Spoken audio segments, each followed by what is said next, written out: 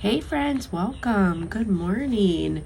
So this morning I want to share with you this tool that I use a lot and I get asked about often. And I thought that I had put a video up on it, and if I did, I can't find it because I was trying to share it with somebody. So I just thought I would go ahead and do a video on it. So this is the tool that I use, and it is technically called a deburring tool. Now, I call it a lot of whirligig, and I think that's an industry kind of jargon name for it, and my husband calls it a whirligig, so that's why I call it a whirligig, but its real name is a deburring tool. Now, these are very inexpensive. You can get them at the hardware store. You can get them on Amazon. You can get small ones at the hardware store for like just a couple bucks, and up through like these big heavy duty ones. This one was about $10. I think the most expensive I've seen on Amazon was $14. And this one came from the hardware store, and I'm not sure which one, but they all have them. And again, it's called a deburring tool. So this thing is so helpful, and I have a couple things here. Now this one is going to be a video that I'm doing, so just so that you can see how it works in the pens. So this, I poured, and I made it a point to pour it, you know, really kind of over, so we'd have a lot to do. If you don't mind, I'm going to do the pen first. All right. So I'm going to do the pen first just so I could set it aside, because it's not completely cured yet, and I don't want to get, you know, pieces of other epoxy in it. So this whirligig, it's nice because it will just sort of swirl around. It fits great inside the pens, and you can see all that excess epoxy just kind of pulls it out. Now you do have to be careful, because if you press too hard, it will also you know, get your plastic or even the rim of your cup.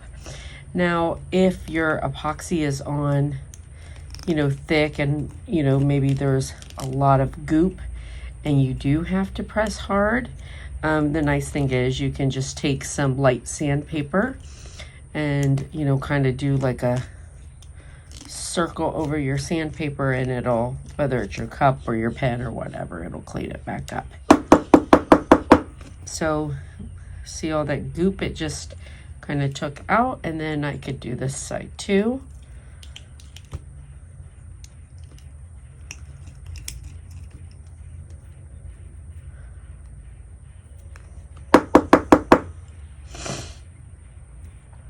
I gave my pen kind of a fat butt there. That's funny.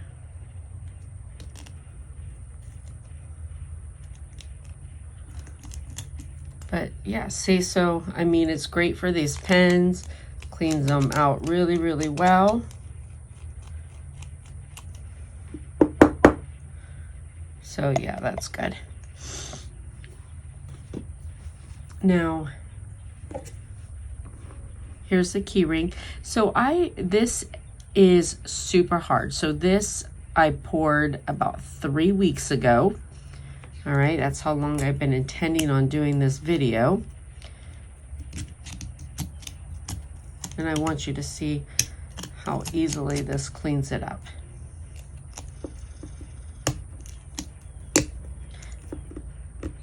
Now, thicker places, you might have to press a little harder.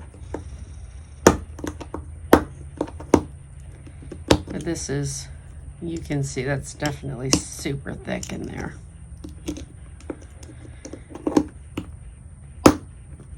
This is a relatively safe tool, but I will tell you, I have cut myself with it once. When I showed my husband, he laughed and said that in all of his 25 plus years building products in the space industry, he's never seen anybody cut himself with one. or cut themselves with one. So if anybody can do it, I can. But, you know, so be careful, but it is honestly a relatively safe tool, much safer than an X-Acto knife. And I think it works better than an X-Acto knife. And then this is nice, so say your edges that are a little bit hard, so like maybe you're doing letter keychains and you know how those edges can get a little hard. So this is great. You can just go through and take off your edges.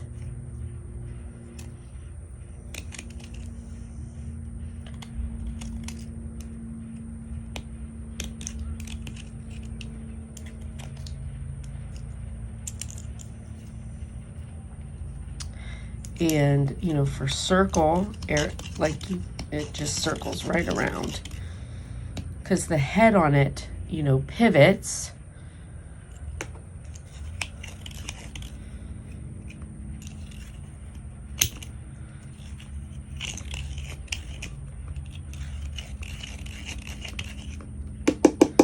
And there was a lot of extra epoxy on there, you can see that. But it's definitely faster and easier than having to sand it all off.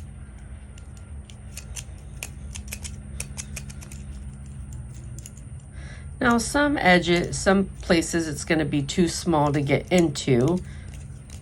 I mean, it's going to be, the space will be too small. So like that, it's not going to fit into there. I would have to just use a needle on there.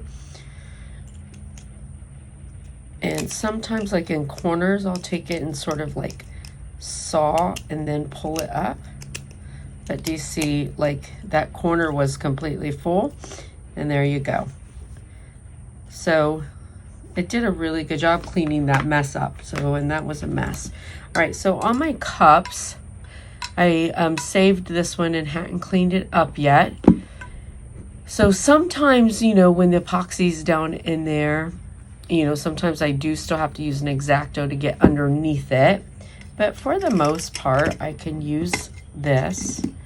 Now again, you know, you do want to be careful because, you know, it's very strong. And if you press too hard, you can get your metal.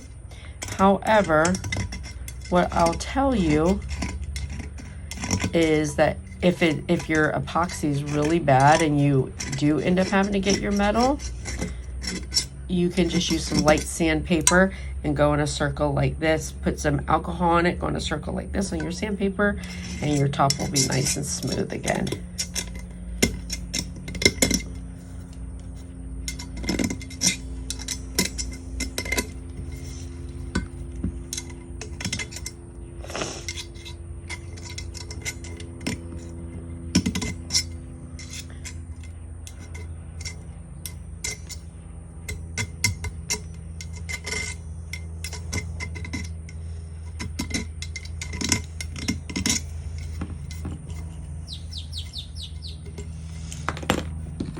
Now then, something like this, I would just take my X-Acto, which I don't have out here right now, and get underneath it and just pop it up because I've got the top off of it.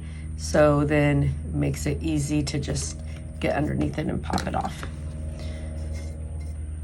And look how quick and easily it cleaned up that tumbler. It's all gone. Yep, that's not even.